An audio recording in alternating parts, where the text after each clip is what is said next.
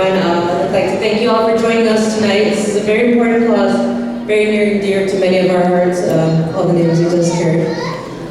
I'd like to call myself an attorney with a conscience. I like to call myself that, and I pride myself on that because there's a lack of us with a conscience in the community. I mean, we all believe in billable hours, but it's not too often that you really see people come together and use their professional services and skills and put them all together for a great cause like this. So Suzy's Place seeks to assist women who are victims of domestic violence. This includes emotional, economic, sexual, and physical abuse.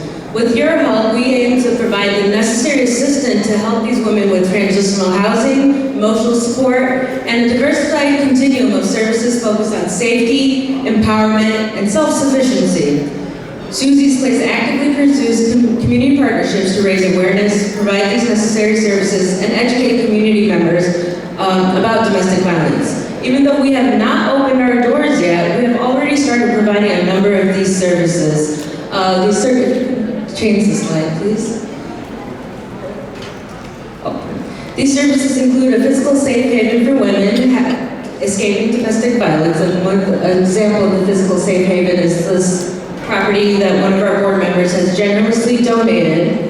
We also aim to provide individual and group counseling for victims and children, educational support, assist them with job placement and job skill training, basic health care through physician volunteers, language assistance, legal assistance, parenting and life skills management and counseling. There's a desperate need for organizations such as Suzy's Place, especially in the Chicagoland area. We need your support.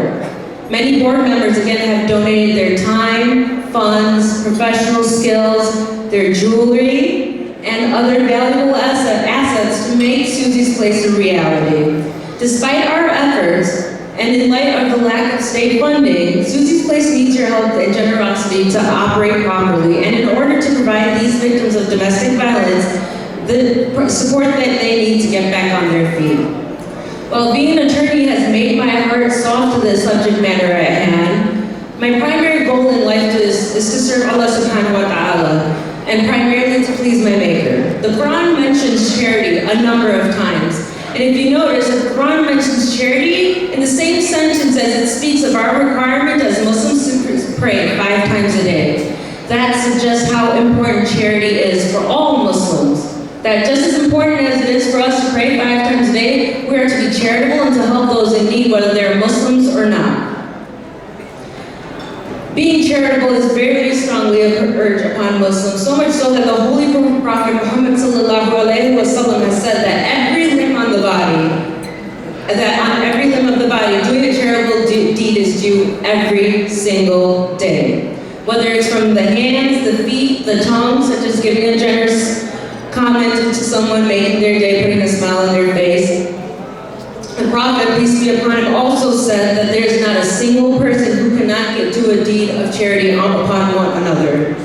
According to the Prophet, if someone has nothing to give, then you are to go out, get a job, work, and then use those funds to help others in need. As such, I humbly stand before you tonight and ask you to join in our mission to help victims of domestic violence by making meaningful charitable donations to Suzy's Place. There is no doubt that I am truly a woman of God. While my faith roots itself in the Quran, I firmly believe that we, no matter what religion we belong to, we all answer to the same God. We just find our rules in different books. As I briefly touched upon moments ago, charity is often mentioned alongside prayer. Prayer expresses the love for God, submission to Him, and a desire to bring out the divine qualities that lie hidden in every single human being. Charity is an expression of sympathy and benevolence towards God's creations, putting into actual practice the lessons that you learn through prayer. And as such, I cannot emphasize the fact that we cannot operate successfully without your generosity to help these women in need. So I hope that you find it in your hearts as Muslims and just as human beings to give to us today generously and help these women. Jazakallah khair.